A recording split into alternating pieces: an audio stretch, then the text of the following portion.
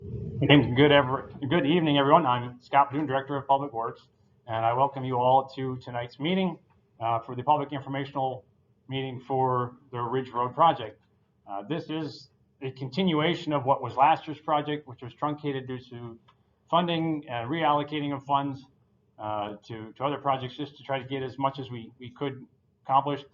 Was very grateful when the council approved that. Not only could we complete the projects we had originally proposed for this year, but also complete this one as well.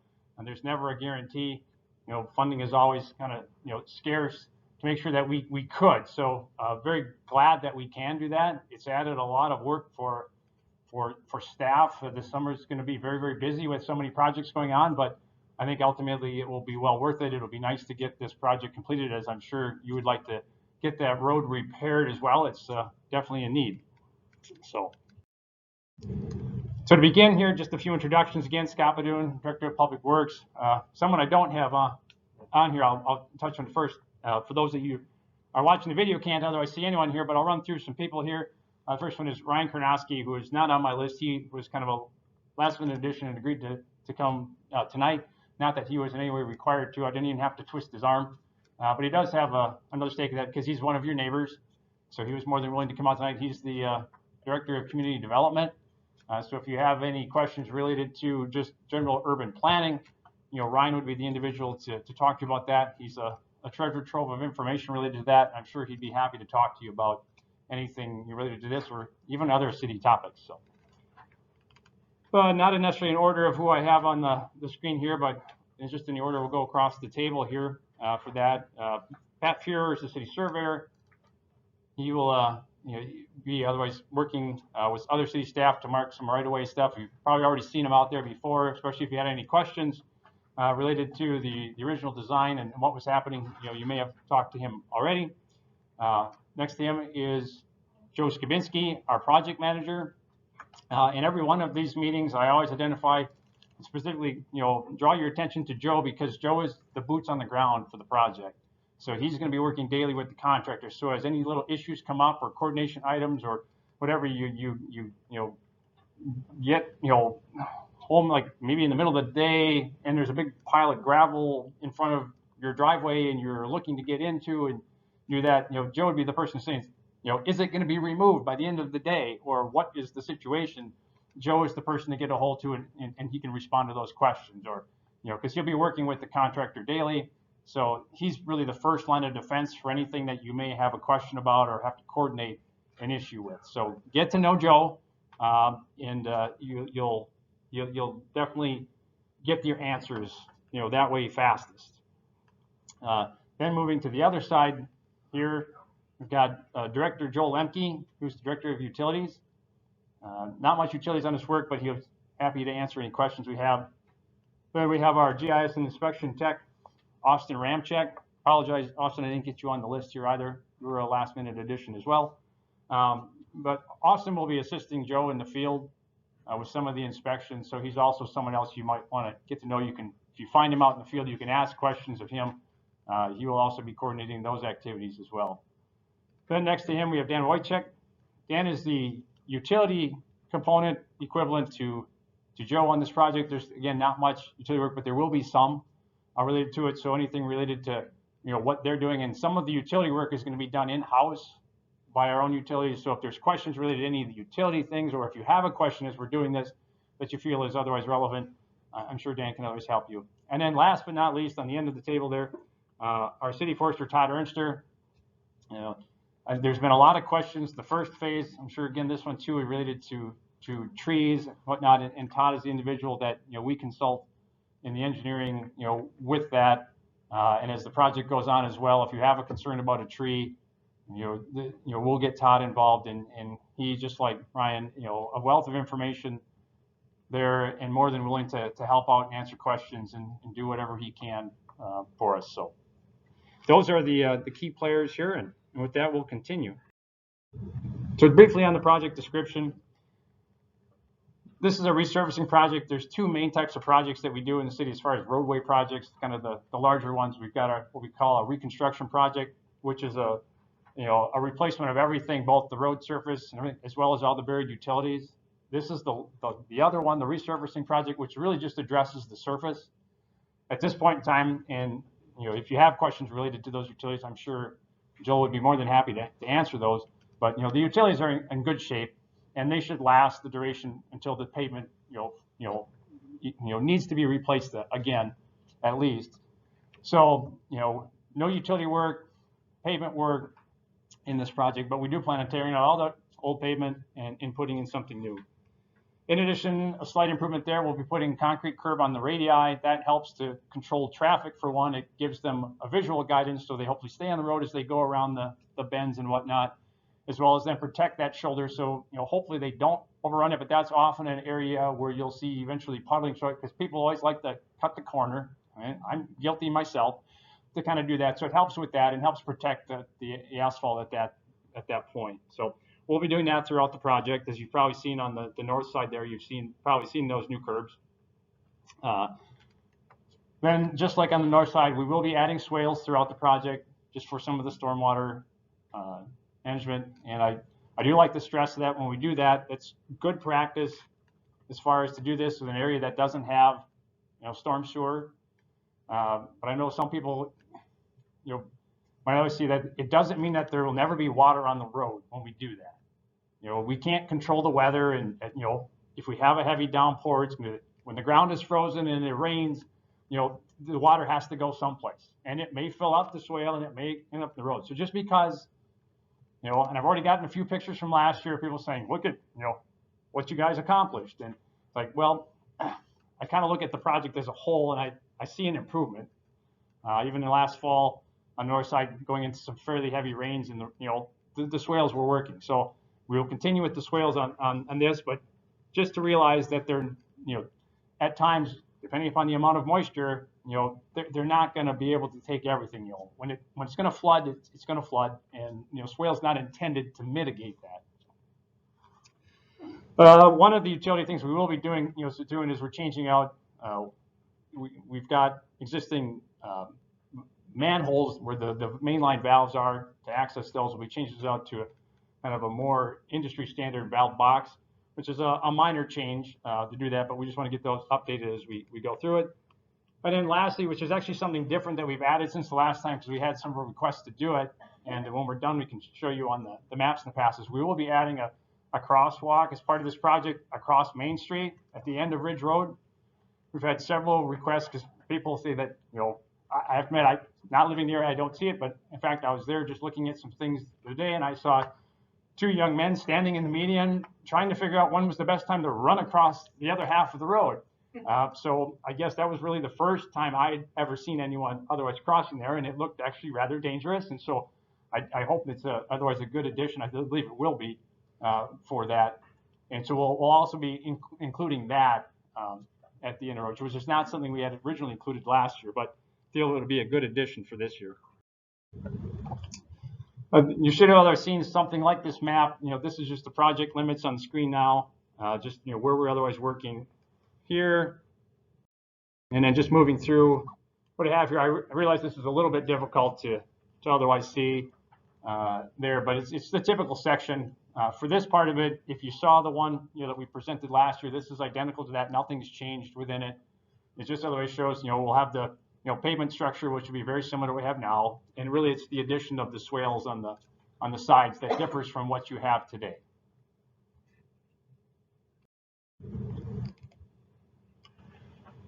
All right, I think that I may have double clicked, and then to record, it doesn't let me go back, at least not that I know of. So I apologize if I missed a slide in there. I'll try to figure out if I did and what it was here as we get to the end. Project schedule. We have in this particular case, just trying to get our projects out, and since this one is pretty much designed already, we tried to get it out earlier there. So this is kind of unusual. Typically, you'd have a PIM shortly before going out to bid. In this particular case, we've already bid the project, and now we're just holding the public informational meeting. Pretty much, with really nothing changing in the project from what we presented to people last year. We still wanted to get the information out to everybody what was going on, especially with something on schedule. So it's a little bit different than what we normally do. In this particular case, so Stachinski's was our low bidder. So they are the contractor on this, which is kind of nice to be able to tell people in this, because that's often a question we get. when we get to the questions part is someone says, who's the contractor? And I often just say, I don't know yet. But in this case, we do know. And the other thing that helps is with this schedule that we see here, there's kind of just in talk. We haven't seen the final schedule. We'll be meeting with Suchinski's next week to have a pre-construction conference with them. But this is kind of what they've otherwise are telling us what they'd like to do, which is kind of nice to be able to at least share that a little more specific. So as soon as we otherwise can, I say the weather might improve here, but doesn't have to necessarily be spring-like, summer-like weather. Suchinski's would like to come in and do some of the preliminary work, which would be include like the clearing and grubbing, the tree removal, the stuff on the periphery, their edge of the right-of-way, to get in there ahead of time. And then as the weather then improves and it's finally getting into a time when construction start, hopefully even later this month, if the weather cooperates with us, to actually get in and start the construction. They'd like to get in early so they can get done early. And from a city's perspective, we'd very much like that because it's going to help us balance our workload. And I think ultimately it would be better. Last year it seemed to start a little bit later as we balanced out our projects. And it always seems no matter what you do as you get to the end of the summer, people are tired of it. So what we're hoping otherwise we'll be able to accomplish this is start in the spring and essentially end in the spring. And so we're thinking, and Suchinski is saying if the weather works out, and he can start sometime late this month, early next month, it's anticipated to be done in June, which I think would be a great schedule, very aggressive on his part, but he wants to get, Joe wants to get in and out and get it done. So that's the schedule we're working with. So it should be, really minimal disruption in that place. If he's, they're willing to put forth the crews to get it done. They've kind of told us, I'm sure they have some other things to do. They want to get this project done and then move on to other projects. So we're kind of top on their list to get done, which will be nice. Project sequencing. Last time we were trying to balance out some work just to make sure we could continuously keep the Green Circle Trail open. This year, because the projects are smaller, we can create a detour route for Green Circle Trail. So really there's no sequencing in this project. We're not trying to no work on this road until this one is done, sort of thing. So what we'll otherwise just allow them to do is continuously work throughout the project. In order to keep their schedule out, assume that wherever they start, they're going to start to tear up pavement. And I don't know which end or where they're going to start necessarily. We'll find that up next week. And then they'll tear out the pavement and they'll build up the gravel base, the road underneath it, and they'll keep going it. Our assumption is they're going to do the entirety of the project in that manner of tearing up the road in small bits and building up the road.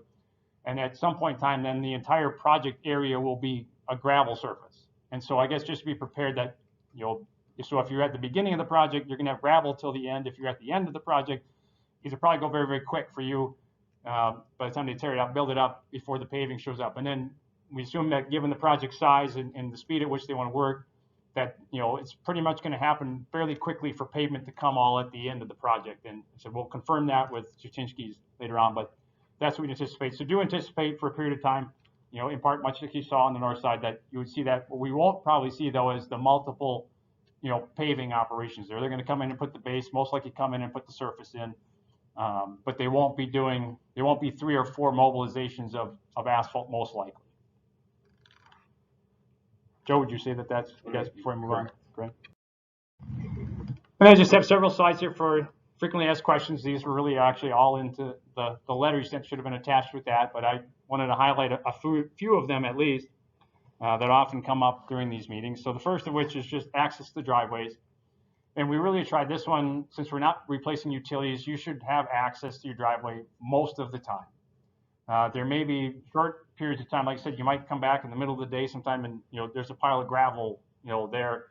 The idea is that by the end of the day, before the contractor leaves, they're going to have all that gravel moved out the road. So they're hopefully working at a pace where they're not impacting you. So you generally speaking throughout it, you shouldn't have to be find a new place to park. Although at intermittent times you may have to find a place to park nearby, in an area that was recently done or an area that hasn't yet been started, sort of thing.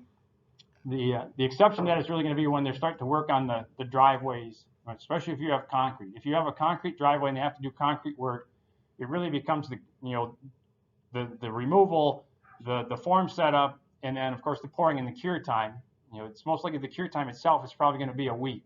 on any concrete. So if you've got concrete going in, expect that there's going to be, probably 2 weeks minimum.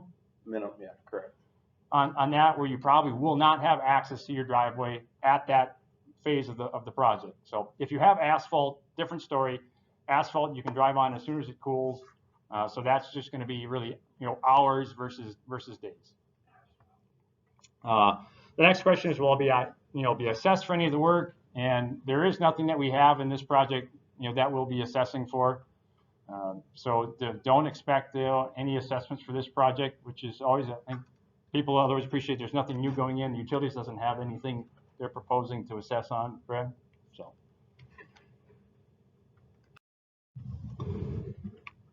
What will happen to utility services, during this? For what we're otherwise planning to do, since we're not replacing utilities, there should be no interruptions. So if throughout the construction, if something does happen, you turn on the faucet, there's no water, or you have an issue, which really shouldn't happen, don't assume it's our contractor. If you do have any problem like that, call the utility office right away, because there's nothing that we're doing that should create a problem while we're out there. In fact, the changing the manholes, the valve covers is really not even interfering with the utilities themselves. There's no shutoffs or anything to accomplish that, so nothing should happen there. The next question, garbage and recycling. Last year we didn't. I don't believe we ran into any issues running the trucks over the gravel surface. I don't anticipate that this year either. So garbage and recycling should just go on unchanged.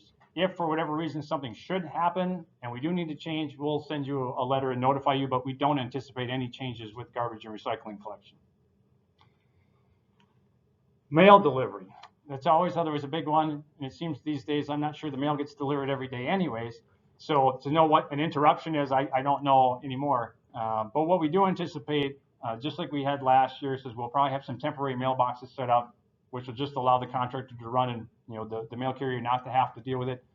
Because the one thing that that there is mail carriers, it's their decision whether or not to deliver your mail in that. So under construction conditions, if they don't feel safe, if there's something they see that's not safe, it's their choice whether or not they deliver your mail that day. So we find it's just easier when there's construction equipment to do with that. In a situation like this, we'll just put up temporary mailboxes. So you'll be getting a letter as we get closer here, identifying where those mailboxes will be located. So your mailbox will be removed and laid down in your yard. And then will be a temporary mailbox put up. We'll notify you where that is, and that'll go for generally the duration of the project. Another common question is, what if you want some additional work done? Contractors there, you'd like to get your driveway replaced while they're already there. Can we just get that added into the contract? And unfortunately, the city can't add that additional work to it. We're not otherwise set up to do it. We can't assume the liability in that as far as the work, but there's no reason why you can't contact, the contractor. You can contact Stuchinski's and ask them, are they interested in doing the work? Are there subs there to do it? It's American Asphalt. Is there sub? Are they willing to take on the extra work? Or if you've got concrete, with their concrete sub, be willing to do it? By all means. And if you want to talk to Joe Skavinsky, he can get you in touch with them, and you can have that conversation. If they're willing to do it, of course, by all means, do it. It's a great time to take advantage of it if they're willing to do it, but it is up to the contractor to decide what they want to do. The city doesn't get involved in those things.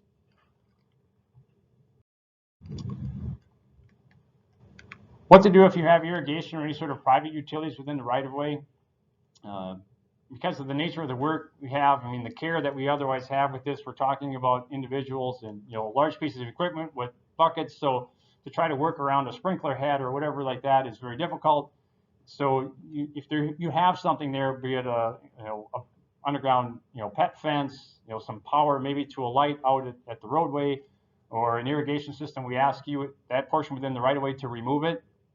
If you have questions regarding like where the right-of-way is, we will be marking the right-of-way throughout the project here, once the weather turns shortly, to let you know it is. If you have a specific question, between now and then, call our offices. Pat here, or Kenny, one of our others, he's not here tonight, will come out and they can help identify that for you. And we're more than happy to help identify that for you. We want to make sure everyone understands where that is. And sometimes there's confusion. So if you have questions, just let us know. But if something is left in there and it does get damaged, we apologize for it, but there's really not much we can do about it. So we do ask that you do otherwise remove those things if they exist. Will I lose trees, either in the right of way or private property? And the answer is throughout this project is what it is, that yes, there will be some trees coming out. I don't know, have they been marked yet? Yes, all the trees are marked and they're on the plans on the back, so you can take a look at that after the presentation is over. No, they're marked in the field though? Oh, no, not in the field yet. Okay, so they're marked in the field and they'll be marked in the field next week, so you'll be able to see. So yes, so if you want to look at the plans, they're all identified there. So if you have questions, just ask us. I said I'm sure Todd would, also take any questions when we get to that point in time related to trees. But to get things done, we need to make sure we're working within the swale area we get there. And then you might see some of the trees that seem kind of outside the construction area. Those are especially some of the trees that we do talk to Todd about, to see what it is and get his assessment about it. Because sometimes it's not necessarily that we're going to disturb the tree, things above the ground, as much as that portion of it below the ground. And we don't want to undermine a tree. It may survive construction season, but when it's dead in 2 or 3 years, we don't want to leave someone with that problem. So we do try to make some judgment calls there, related to trees that may seem like they could survive, and all. But if you have questions about it, please just ask.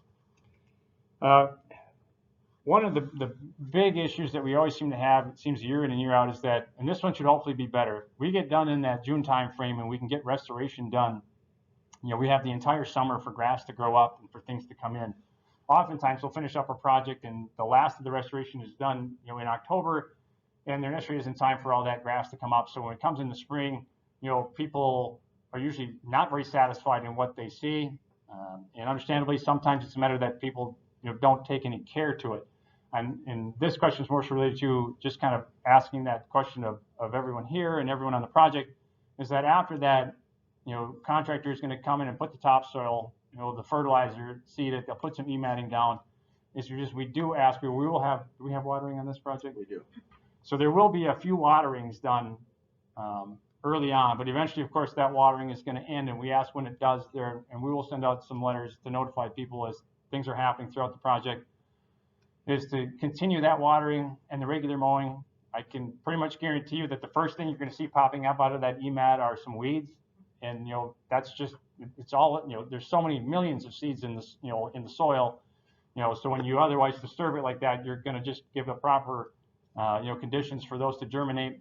But with regular watering and regular mowing, it's easy to, to abate the weeds there and let the grass grow in. So we just ask that people continue to do that.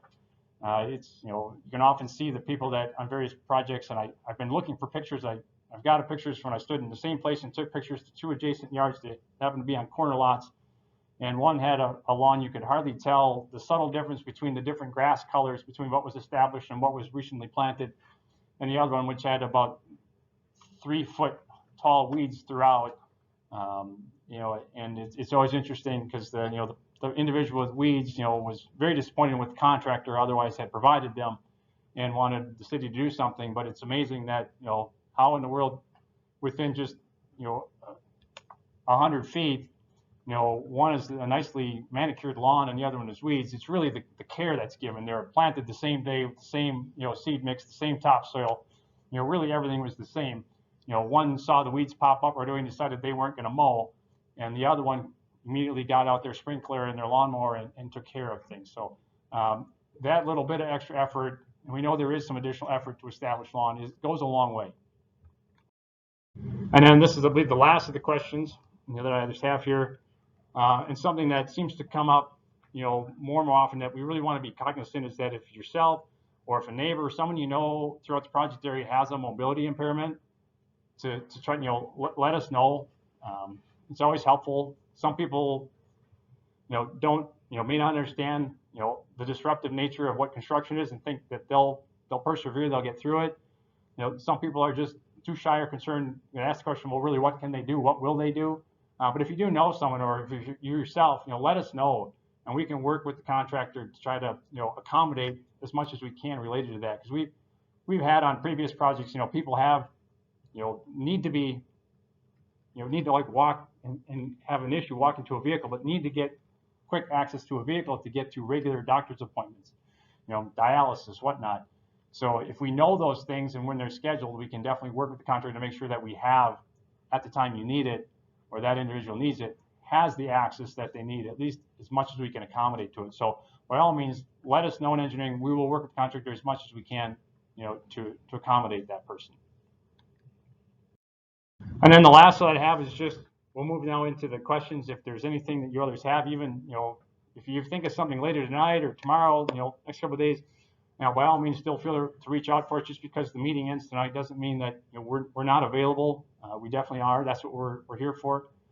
So feel free to reach out to it. The easier way by phone, as you see on the number here, calling Public Works, or if it's a utility related question or a tree question for forestry, the number's here. Otherwise, just a general email that we utilize for various projects and monitor. Several people monitor it, so it'll get to someone. The DPW at stevenspoint.com is a good email. If you can't think of anything else, just DPW at stevenspoint.com and send it out, and we'll make sure that it gets to the right person who can respond to you. And with that, what I'll do, for those that are listening online, I'm going to stop the recording at this point in time, and we will put together a summary of the Q&A. I find that that's easier to work through than to listen to another half an hour or whatever it might be of questions, waiting for the question that you might have to come up. So that will be available. And to those listening, as well as to those of you that are here tonight, I thank you very much and we will take questions now.